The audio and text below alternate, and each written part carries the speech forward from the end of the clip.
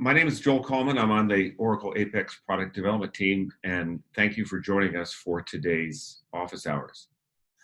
Next month on March 19th, Karsten Zarski from our team will conduct the next office hours session on the new form region in APEX 19. And even if you've upgraded to APEX 19 and are using the new form component, I assure you, you will learn something new from Dr. Zarski. Today's topic is about Oracle APEX and progressive web applications. And if you have any questions about today's topic, that is APEX and PWAs, please feel free to ask a question in the chat. There's a Q&A. And about halfway through today's session, we'll stop for some Q&A to Vincent, and then we'll do this again at the end. So please do feel free to ask your questions in chat in advance. Last year when I was at Oracle headquarters in Redwood Shores, California, I ran into Maria Colgan. Some of you might know her. She's a highly respected master product manager for Oracle Database. And she mentioned to me that she had found members of the APEX community to be really smart. And I already knew that, so of course I wasn't surprised. A shining example of someone in the APEX community who is really smart is today's guest, Vincent Morneau from Insum Solutions. He's probably one of the most competent developers I've ever met in my career. So we're grateful that Vincent has kindly agreed to share some of his knowledge and experience with us today about APEX and progressive web apps. So thank you and welcome, Vincent. Does that work? Yeah, I can see you perfectly, Vincent. Okay, thank you. So thank you, Joel, for inviting me to your platform and setting this up.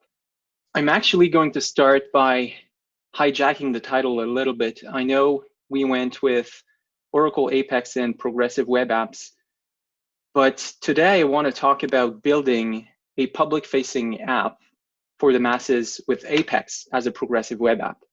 I think that encapsulates better what we're trying to achieve here, because not only we will talk about what a progressive web app is, but most importantly, we will talk about why you should turn your app into a progressive web app. So throughout this session, I will connect PWA concepts to a real-world example, Fabe. Fabe is an APEX application that allows you to connect to millions of others who are changing their lives that take a stand against climate change. But just a little bit about me. My name is Vincent Morneau. I work for Insum. I've been an APEX developer for 10 years. I've done quite a bit of open source work. You can find my work on GitHub, for instance, APEX Nitro, Material APEX. And most lately, I've been the author of a new tool by Insum, APEX CL, which should see the light of day very soon. But today, I'm actually going to do something a little different. Besides my technical bio, I want to give some insights about me that will shed some light into why I'm doing what I'm doing today. At some point during my career as a developer, I thought my passion in life was tech, like many others. I was a strong gamer as a teenager, and gadgets were providing a great source of pleasure for me. And then I started making some money. I became a huge consumer of technological goods, and I would buy things that I would use once or twice and then throw them away after I got bored. And I really simply didn't care. And then some family circumstances happened in my life, and I ended up owning a piece of land and a very small cabin. And that was so far remote from the city, without access to the power grid, and also out of range from mobile network coverage. And I would drive up to this cabin very, very often, and this became a very important part of my life. And connecting to nature in this way made me realize how much the gadgets I used to love were in fact a distraction. So from that moment on, I became very sensitive to topics around climate change. If you can find a place like this, where you can turn off your phone for a couple of days, I assure you it does wonders for creative thinking in your tech life. So before I go into the topic of PWAs, I want to give out a few disclaimers. I don't work for Oracle. I don't speak on behalf of Oracle or the APEX team. And I've been accused in the past of not going into the low-code ideology. So this webinar promotes some practices that are antithetical to low-code. So you have been warned. Okay. A little bit more context here. So, as you may know, some traditional APEX use cases here. And I've taken that from the official APEX website. So what do you use APEX for? What kind of apps do you use APEX for? Spreadsheet replacements, Oracle Forms modernizations, reporting, SAS and EBS extensions. And I know this is true because being in the business of consultancy, this is often the kind of projects we receive from clients. But, and you know, there are other types of application, but is that really all? To me, I've come to see APEX as a somewhat open framework that at the end of the day, really just creates web application, period. And personally, I've always enjoyed to get out of the APEX comfort zone. So speaking of the APEX, of getting out of the APEX comfort zone, during the fall of 2018, Steven Feurenstein came up to me with an idea for an application to combat climate change that deeply connected with me. So I just said, okay, let's do it. But we will use APEX and we will push it to its limits. So the idea was that we would identify and find solutions to stop personal overconsumptions of stuff. And we started to build a library of eco-friendly actions that we can each take in our own lives. And we started connecting the causal effect of the stuff we buy, the stuff that is built to build the stuff, the stuff that is built to transport the stuff. And I mean, don't get me wrong, a lot of it is necessary, but in the age of climate change, most of it is not. So as you can see here, we use traditional APEX methods to build that library of actions. We had a bunch of reports, a universal theme application, lots of modals to generate and manage our data. And that was very efficient for us to kick us off. And from there, the work was just getting started. We had two main challenges. The first one is the conceptual challenge of mapping environmental principles to an application, which is quite interesting because most apps are actually used to increase consumption. When you think about it, Amazon, Uber, Netflix, any shopping app you can think of. So we had to conceptualize the opposite consumption pattern. And then came the tech challenge. Make APEX look and feel as appealing as a native app, which is mostly what this webinar is all about. So, continuing the context, in the summer of 2019, we were already 6 months in the development of Faebe, but then we had an idea. I've been working for Insum for the past 10 years. And again, in the business of consultancy, you don't always have projects going on occupying every single developers in the organization. So we thought, why not leverage people that are currently temporarily idle, not working on billable projects, and use those resources to help the Faebe initiative. So Stephen and I sat down with Michelle and Francis from Insum, and we arrived to this conclusion, and Insum finally joined the initiative. A little while later, in the fall of 2019, the first version of the Fabe app, not the universal theme content application that I've shown before. But the app was released. You can find it today at fabe.earth. And this application, which is made entirely with APEX, currently allows you to browse through our library of 400 climate actions that you can take in your own life today. And we've categorized it in many different categories. If you want to do something to save water or save plastic, or what you can do for transportation, we've categorized all those actions and put it into an app that you can easily browse around. This application also allows you to indicate that you've taken action in your own life. And when you do this, you earn life points. We call them life points. Think of it as experience points in regular gaming platforms. All those points, they eventually accumulate through to your, what we call the climate journey. It's basically your profile, where you can showcase to the world what you have done. And then you can also receive reminders. We'll get into this later in this webinar. You can get email reminders and also push notifications reminders, which are a PWA features. And right now in 2020, we are now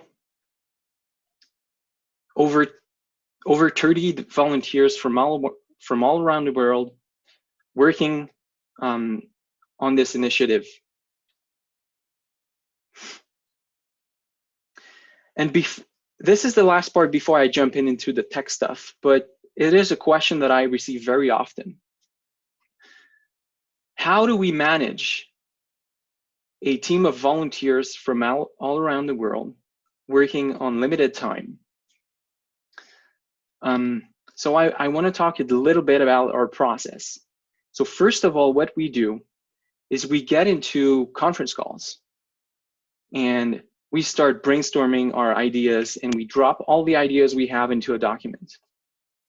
So this is really simple. We drop all of it here and we start sorting the best ideas and we let the bad ideas behind. And eventually, when we have enough information and enough good ideas, we take those documents to a team dedicated to making user flows. So we start conceptualizing how those ideas would map into an application. When that is done, we eventually move that to our team of UX people, which are creating balsamic mockups.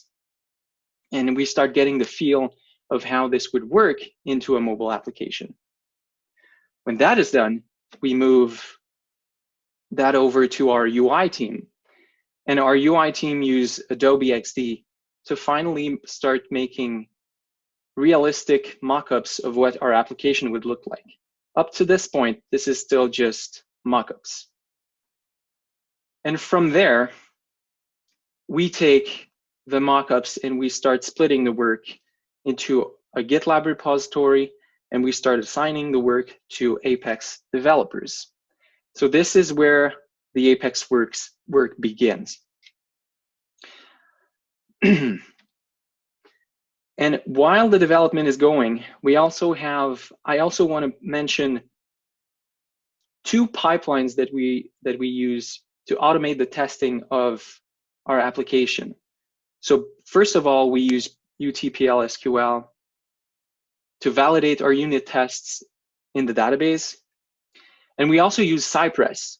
Cypress is a front-end testing tool that allows you to actually simulate a user going into the application and navigating and interacting with the application. So upon each commit that a developer does in our Git repository, we have those two pipelines that are firing up and that are telling us if the application still works.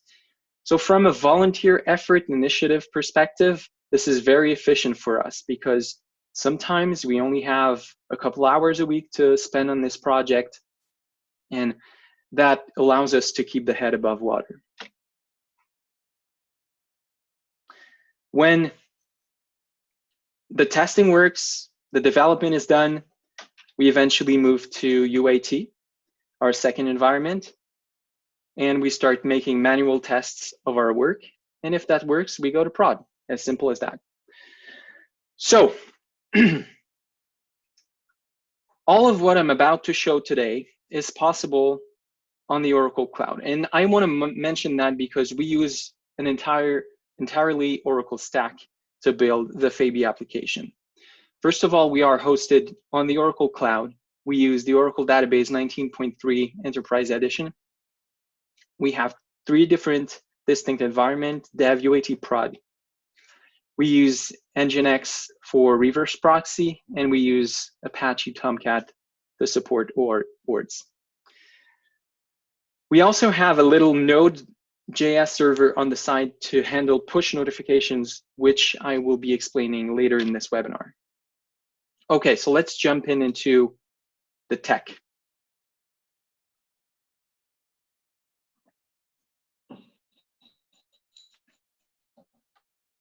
So for the sake of putting everyone on the same level, I do want to give a small reminder of what a progressive web app is. So a progressive web app is actually a series of concepts that when you apply it to a web application, it makes a very engaging experience that resembles native applications. So there are 3 main concepts that needs to be applied to a progressive web app in order to achieve the progressive web app title. The first one is fast. Well, obviously you all know what that means, and Apex is all you need to build a fast application out of the box. But in the end, it all comes down to the code you write, and specifically the performance of your SQL queries. And also, it's worth noting that fast for mobile devices is a special kind of fast. People have become used to native fast applications, and they expect the same speed everywhere. Users don't care about your tech stack. Statistics about users leaving websites after waiting for 2 seconds is absolutely astonishing. So we will go over a few tips to design a fast PWA on top of Apex. Second concept is that PWAs are engaging. PWAs are responsive.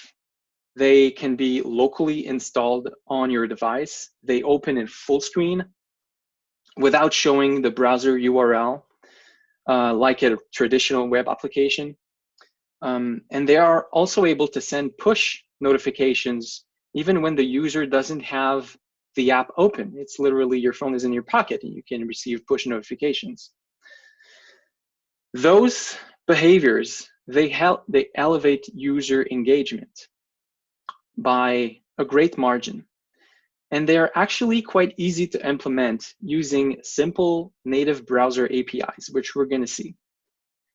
And the last characteristic of a progressive web app is reliability. Reliability in this context is the ability to control resources coming from the server to the client, intercepting those resources and caching them. When you cache those resources, you allow your application to be available offline.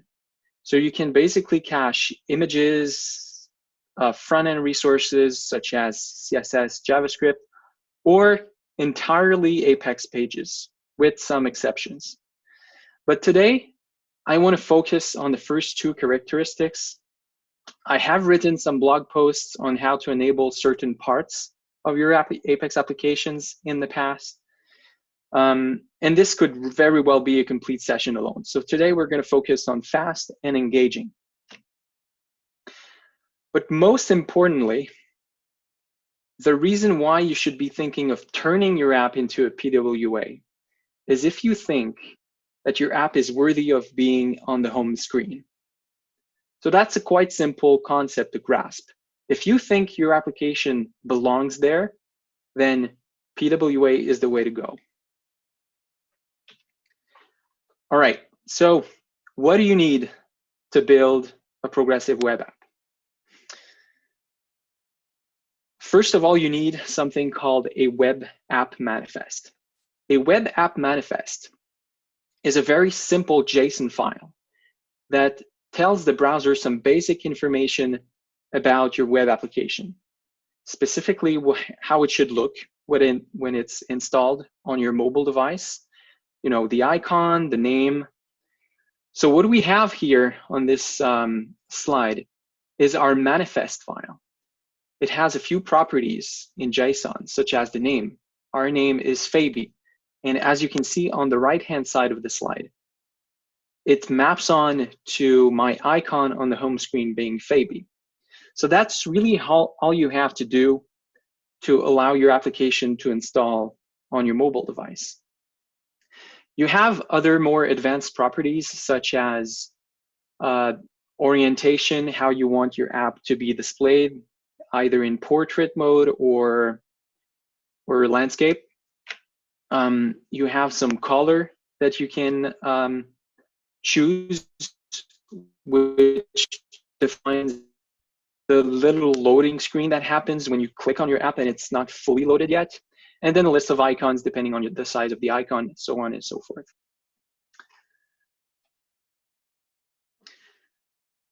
The second thing you need to build a progressive web app is a service worker. A service worker is basically some JavaScript code that runs in the background of your application. It runs even if your phone is off in your pocket. And the service worker is able to catch incoming requests in between the server and the client.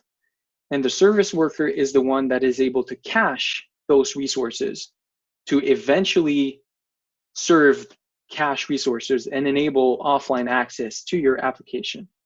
Another great use case of a service worker is handling push notifications. Push notifications happen anytime.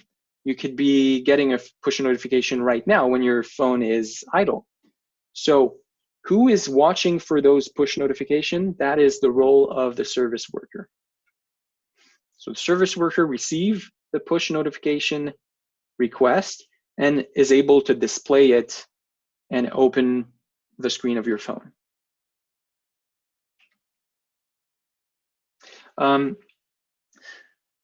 Before I move on, so there are, in a service worker, what you basically do is listen for events. The first event you want to know about in a service worker is the install event.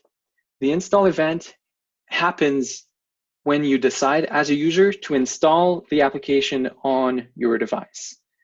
And what you probably want to do on the service worker when a user installs your application is you want to proceed to cache static resources, such as images, JavaScript, even entire Apex page that you know needs to be there on the device of the user.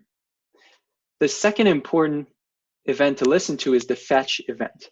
And that is triggered every time a resource is being moved from the server to the client. So anytime you are requesting a resource, the fetch event is able to intercept that resource, and then it's up to you to do whatever you want there. Cache it, or in fact, there's a lot of cache strategies that we're going to see a little later in this webinar.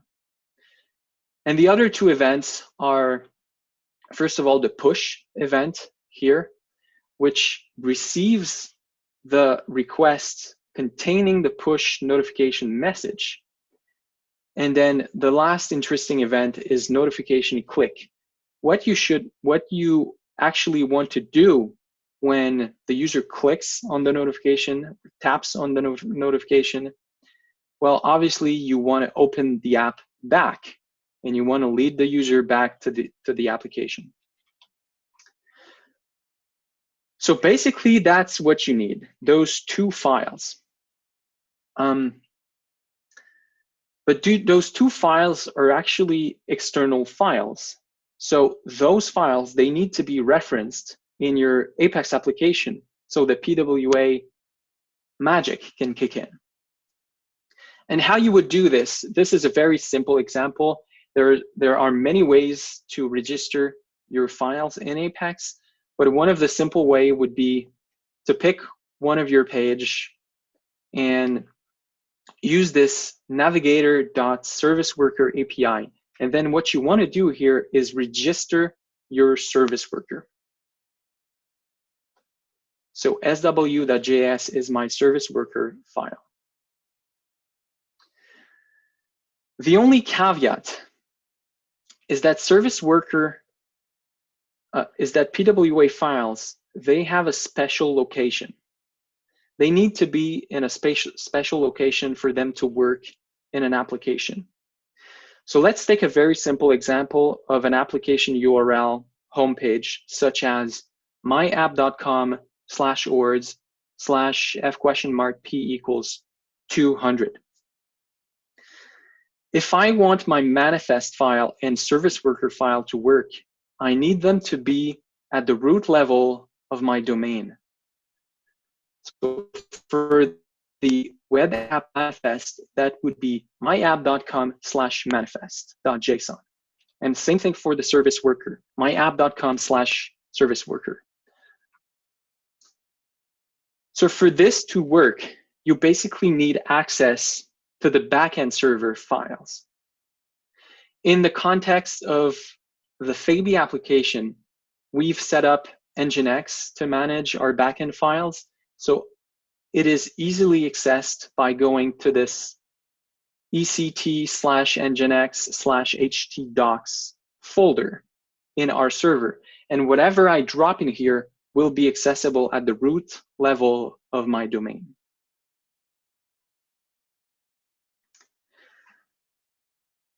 But let's be honest, this could be complicated. It's easily forgettable. What needs to be in the web manifest and service worker? So I want to talk about a really great resource called PWA Builder, which is able to do those steps for you and much more.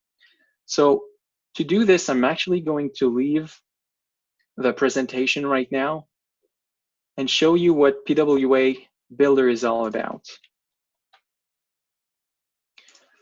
So for the sake of demo, what I'm going to do is enter the URL of Faebe,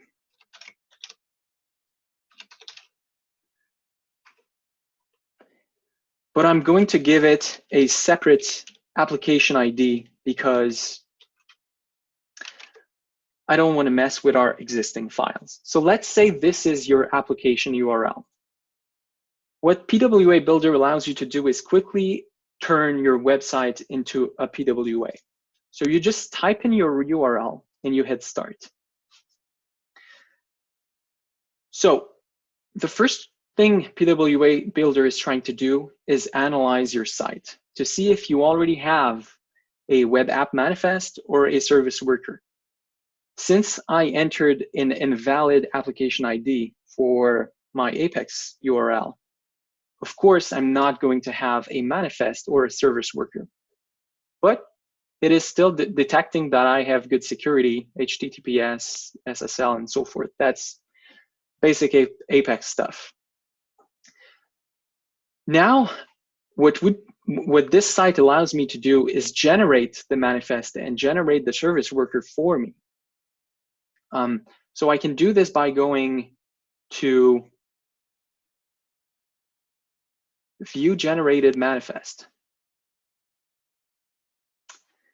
And now what I just need to do is basically fill in the information for this form. What is the name of my application? Fabe. I'm not going to have a short name. Description is solve climate change. Here's my start URL. I'll add an image here. This is my application icon.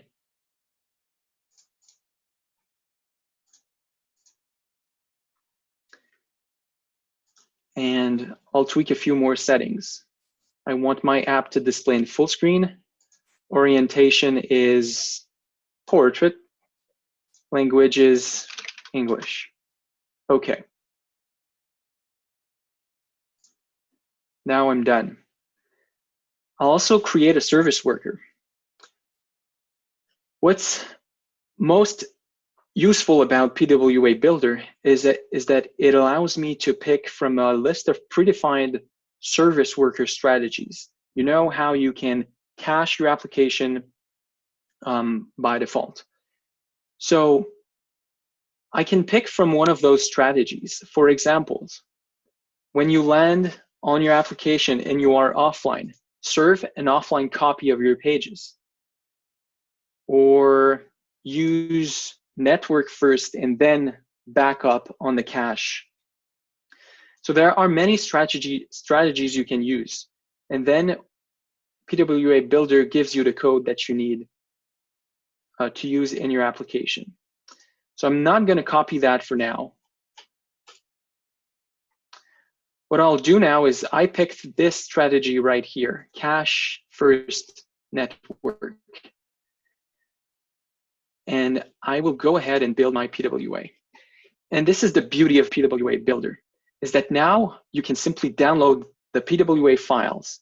It will download the web app manifest and service worker for you, and you just have to drop them in your backend server and register them in Apex, and it should basically work. But not only you can download the files, but you can also download predefined binaries such as APKs for Android, APKs for Samsung, and that allows you to put your application in those stores. You can put your Apex application on the Google Play Store. You can put it in the Samsung store, in the Windows Store, and in the Mac OS store. The only one that is missing here is the iOS App Store. And if I could be perfectly honest with Apple here, I think they're making a big mistake by not allowing PWAs to be in the App Store right now. I think this could change in the near future as more other platforms are allowing PWAs to be supported. It just does not make sense for Apple not to do it. So back to my presentation.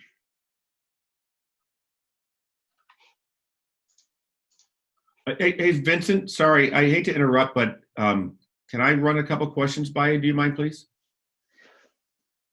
Yes. Okay. Here's one from Ilmars. He said, are PWA files platform specific, Android versus iOS, or would there be two sets of files? Can you please elaborate on how this works on different mobile platforms? The files are not device specific. The manifest is a JSON file, so that's a regular web file. And the service worker is JavaScript. So they're all compatible with any kind of device. It's a web technology. It's not device technology. Okay. Thanks for that. Another one is from Samuel. Is it possible for Apex to ship with a default manifest and service worker JavaScript? That I will have to ask you, Joel. Not right now. Apex does not provide ways to generate service worker and manifest, but what I would do right now is use PWA Builder to do that for you and then move it to Apex. Okay, great. One question more. Maybe you already answered this. Harry asked, can you build an offline app that would work on both a smartphone and a Windows 10 computer?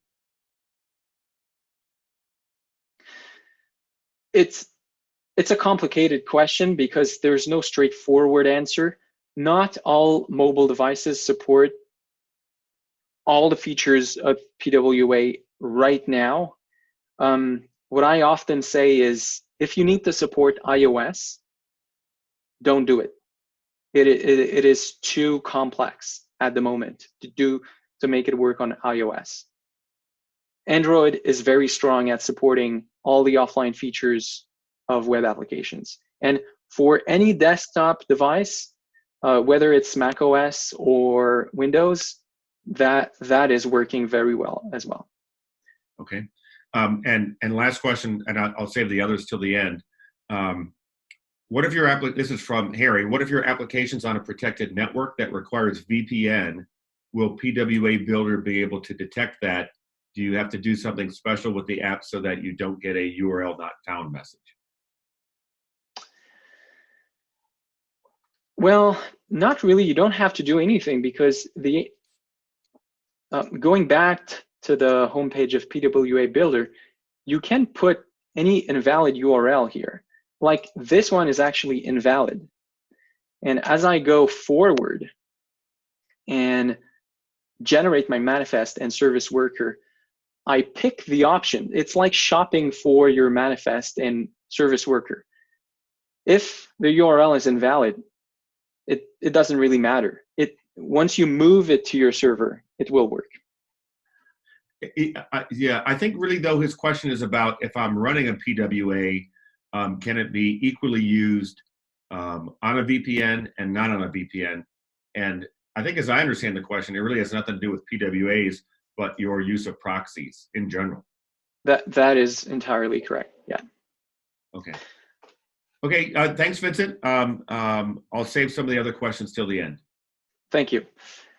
So because of this technology, we were able, for instance, to drop Fabe as an APEX native application on the Android Google Play Store, which is great because people still have the reflex of opening the Play Store or opening the App Store to search for your app, which kind of drives me crazy when you think about it, because anyway, I'm not going to enter this, but it is beautiful that we can have APEX applications in most of the stores. Okay, so I talked about the characteristics of a PWA. I want to jump into the first one, which was being engaging. And I'll give a few tips for improving the engagement of a PWA in the context of an APEX application.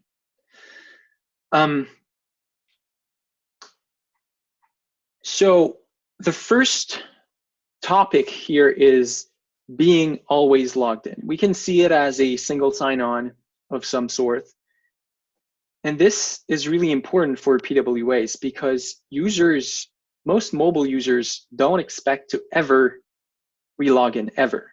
Once they have logged in on Twitter, Facebook, Instagram, or whatever platform you use on your mobile, it would be very annoying to always have to re-log in each day. So there are many ways to do this in APEX actually, but one of the ways we found, and I have to give a lot of credit to Tobias Arnold from Germany, who created this module, which basically goes like this. As you authenticate to your APEX application using regular authentication scheme methods, what we do is we get the fingerprint for the current device. Remember, you're already logged in, and then we encrypt that fingerprint. And we save that encrypted fingerprint in a user table that we keep in our database. By the way, the fingerprint is basically public information coming from the browser regarding your mobile device model and public stuff. And then we also store that encrypted fingerprint as a cookie that we call the super cookie. So then later on, the day later, when the user returns to the application, we take the fingerprint again, we encrypt that fingerprint again, and we compare that fingerprint with the one in the user table. And if it matches, that means the user has previously authenticated and is good to go. So with this always logged in technology, as you go on and open your PWA, you don't have to log in again. Another great engaging feature that we do is push notifications. And again, on this one, I have to give all the credit to Ryan Lee from Insum, who's developed this complex, sophisticated push notification system. And I believe, Ryan, if you're here, that I saw a blog post coming soon.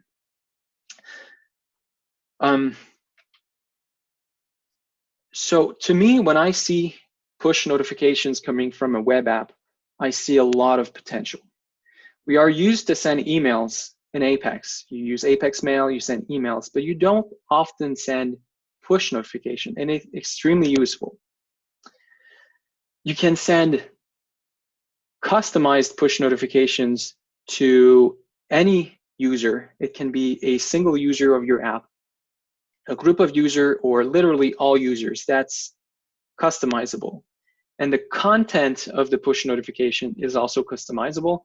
You can change the text, the icon, so it looks like it's a native push notification.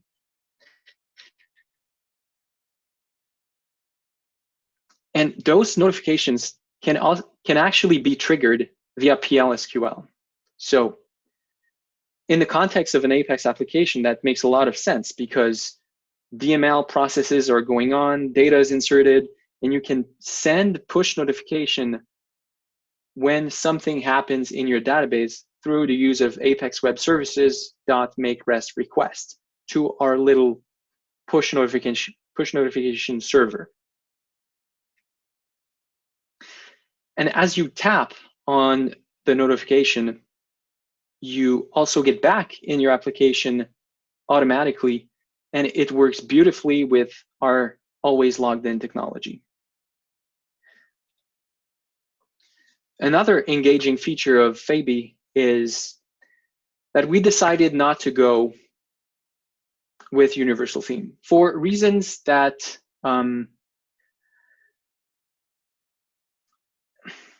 so Faebe is meant to be looking like a native web application on mobile, and we wanted to have native components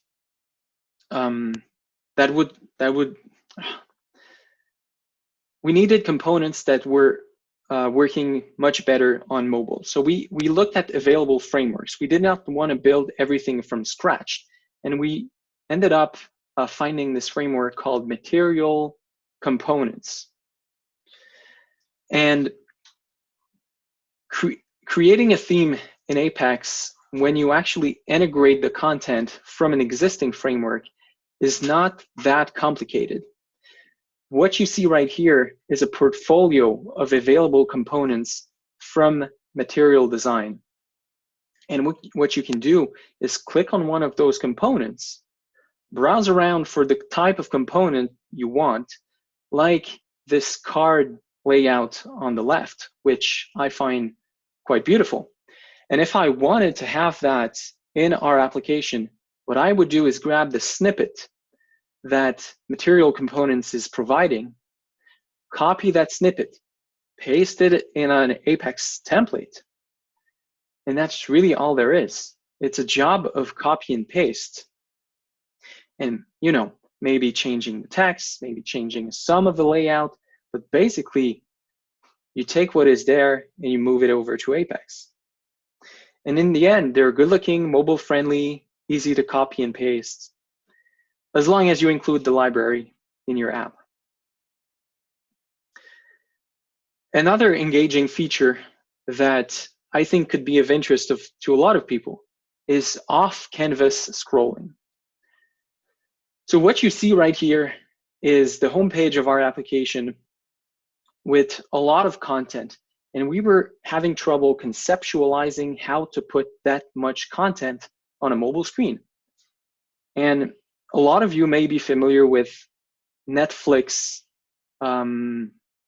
UI, which allows you to browse through movies or TV shows by not only vertically scrolling, but also horizontally scrolling.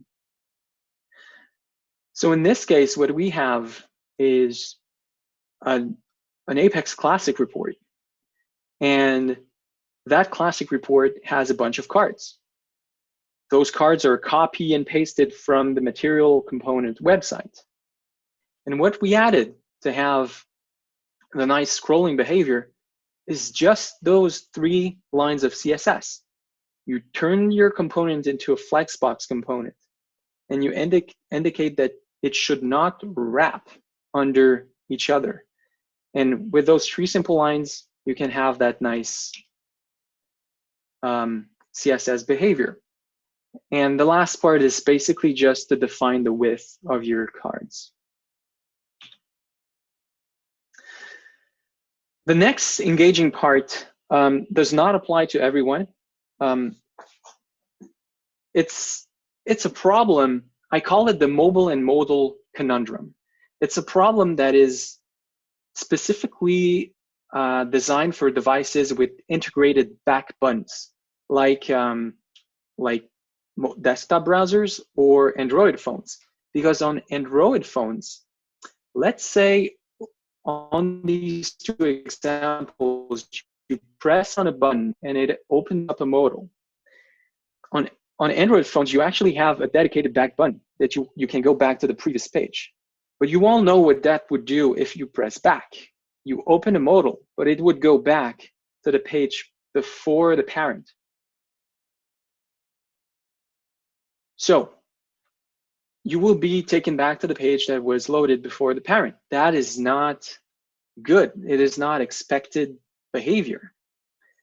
So what you can do instead is play with the history API of browser. That is basically, whenever you open a modal, you want to push a new state to the history of your browser. And then when the browser detects that you've gone back, all you have to do is close the modal, and you would never go back 2 levels before. So when you design a mobile application that is meant to be a PWA, this kind of technology is very important, because otherwise users are going to be mad about the navigation patterns of your application. Okay, now a few tips for improving the efficiency of the PWA.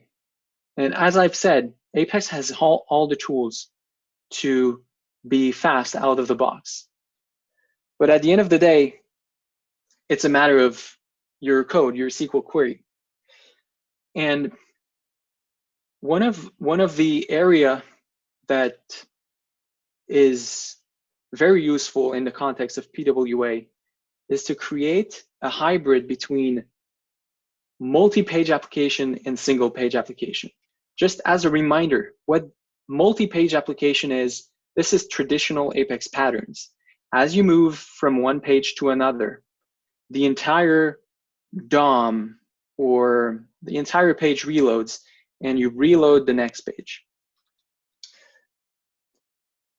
In a single page application, when you move from one page to another, only the small part that you want to see, only that small HTML is replaced. So that can be achieved in 2 ways. By using JavaScript templating, so you inject basically HTML using JavaScript onto your page, or you can make use of hide and show of Apex regions. Now, I'm not saying we should do this all the time, but for some specific cases where in the context of this page right here, where we have horizontal scrolling and vertical scrolling, and you want to move from one page to another, it becomes really interesting not to reload the entire page, but just to reload what you need. So right now, when we click on that card right here, instead of reloading the page, it just hides and shows another region. So you can easily go back and you don't lose your scroll behavior.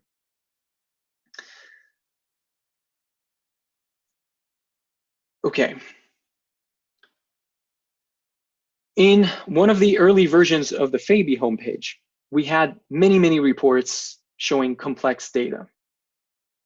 So we had a lot of content, and we can argue that the page was not well designed and we should not have 6 different reports. That is fine.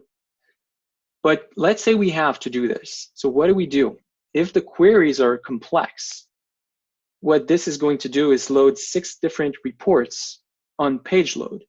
And your page load time is going to be delayed, and it's going to have performance repercussions. In mobile, this is bad.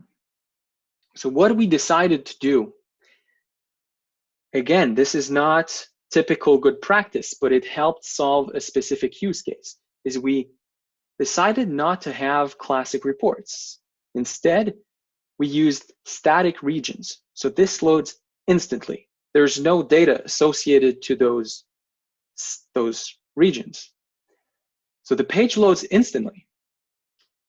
And then instead of having the queries in reports, we moved those queries to ORDS endpoints. And so let's table that for a second. Now our queries are reachable through REST endpoints in ORDS. Now what's interesting is, since the page has loaded very fast, because it's only static regions, what we can do now is wait for the page to be loaded instantly. And then we fetch the ORDS endpoints. So we fetch the data in JSON, what ORDS is providing. Then what we do is we receive the JSON data, we generate the HTML using our theme, and we apply the HTML to our regions. So it's a great use case of ORDS. Another tip to deal with performance in the context of applications that are very heavy with images. In Fabe, we deal with tons of images. We can have 50 images loading on page load. That is going to affect performance a lot. So that is a challenge. And the way we decided to deal with this is by first offering an automatic image compression. You probably want to read more about this, but there is an HTML5 API called File Reader that allows you to manipulate images size on the client side. So that is basically you being able to grab a PNG file that is over 5 megabytes and turn it into a small JPEG of a few kilobytes. So when you save a smaller image and serve smaller images, that helps a lot. We also serve all images in our application using ORDS endpoints. So that is used for optimal performance and security. That is actually very easy to do in ORDS. You create a GET endpoint. The source type is of media resources, and the query that you use only has to return a MIME type and a blob. And when you call this URL, you will get the image served to you. And this would be simply by opening an image tag somewhere in your application and calling the endpoint from ORDS. A nice little tip here is that you can add an attribute called loading equals lazy, which means that the image will only be loaded if your scroll position on the page is located on the image. So anything that is below the viewport will not be loaded. As you scroll, then it will be loaded. So I'm going to move fast here because there's only 5 minutes left. There are some good plans in the future by Progressive Web Apps API to improve the experience by offering very nice install prompts. So that should be coming in the next few months. The numbers of progressive web apps that are installed on the webs are really surprising. Samsung has announced that over 20 million PWAs were installed on 80,000 domains this year. That is very impressive. So, little recap for building a public-facing APEX app. We knew we were going to have a few challenges. App discoverability, putting the app into App Store, always logged in technology, a custom mobile theme, mobile navigation expectations from users, a single app and multi-app hybrid, loading all Oracle content from ORD's REST sources when there's too much content to load at once, an image heavy app. So make no mistake, this is not easy, but at the end, I think it's worth it. So the APEX question is, does APEX get in the way more than it helps? That's a legitimate question here. And my answer is, Fabe would not have happened as a PWA without APEX. We have a vibrant community. A year ago, when we put out the call to action to help with the Fabe project, we received over 100 volunteer requests. We currently have a core team of over 12 dedicated APEX developers from all around the world. None of them would have joined if it was not built on APEX. My goal here is to dismiss the idea that APEX is locked into a specific app type. Of course, it's better at some app type, but it's not locked into it. It can generate any sorts of web application. And at the end of the day, behind all the fancy stuff I've shown, Fabe is just a regular APEX app with strong data layer, PL SQL packages, lots of page processes, dynamic actions, and branches. It just has pretty makeup on top of it. So just to conclude, APEX is an amazing low-code development platform, but please don't let the idea of low-code get in the way of your ambitions. APEX is also an open platform that lets you build any app. If you're interested in seeing what Fabe has in store, in the next couple of months, we will be implementing a full social integration. So posts, comments, likes, and people are going to be able to share what they've done to fight climate change. We're going to implement AI mechanisms to start feeding information that is more relevant to you, not just all of the 400 actions that we've found out. And we will also propose specific missions for you to be more engaged in the fight against climate change. So on that bombshell, thank you, Joel, for hosting me. Thank you to the Fabe team for all the work you've done. And thank you all for joining. I hope you found something useful. Thanks, Vincent. This is great. If you don't mind, it's at 10:59. We just have a few questions, if you don't mind, please. Of course. Okay, this is from Andre. He says, having the fingerprint saved in the database, does this mean that always logged in means the app should have internet connection to connect to the database and reply with the answer, yes or no, the user is authenticated?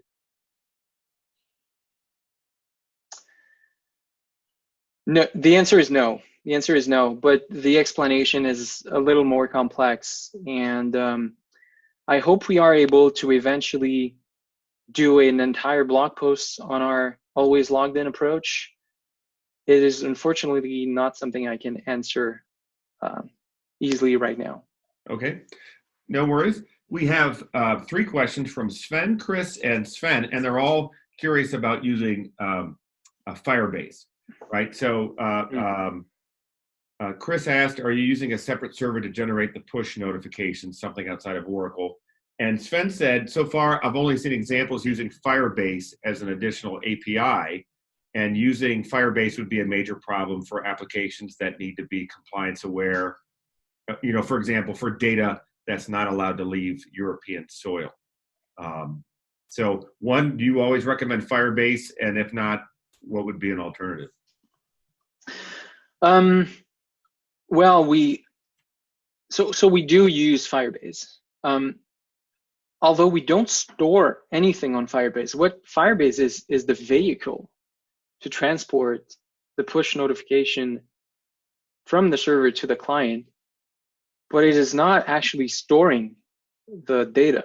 So I'm not sure again about compliance and so on, but currently Firebase is, I believe, the only way to serve push notifications through the web.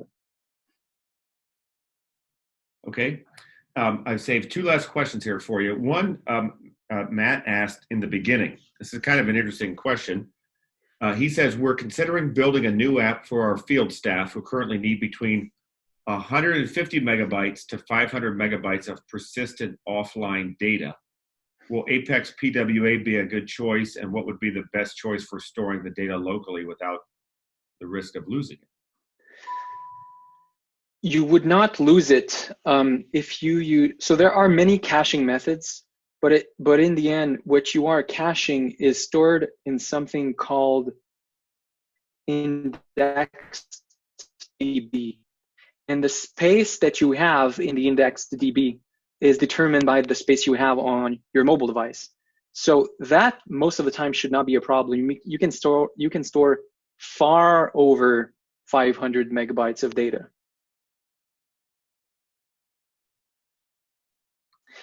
And just to conclude, most of the time what you want to do with offline data is synchronize that data back to the server once you get connectivity. So it is very rare that you would have to persist with offline data for more than a couple of days, right? So you often want to clean what you have locally and refresh with the server. Okay, thanks, Vincent. And the last one, kind of an interesting question from Andre. Why choose PWA instead of native apps? Well, that's an interesting question. To me, the appeal of PWA is that you can leverage web development skills. And the market is growing a lot. As you've seen, statistics shown by Samsung are showing that it's booming. And you're also not stuck with having Google or Windows or Apple having to approve your application in their store. Because as a web application developer, you are the moderator yourself. So there's good reasons to build web applications instead of native.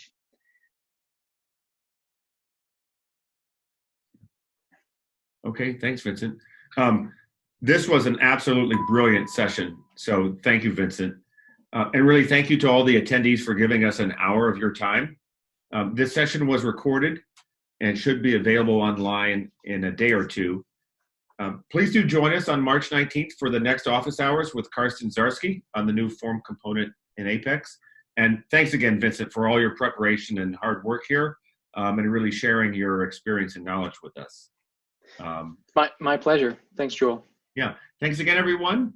And I wish all of you a great day. Thanks. Bye-bye.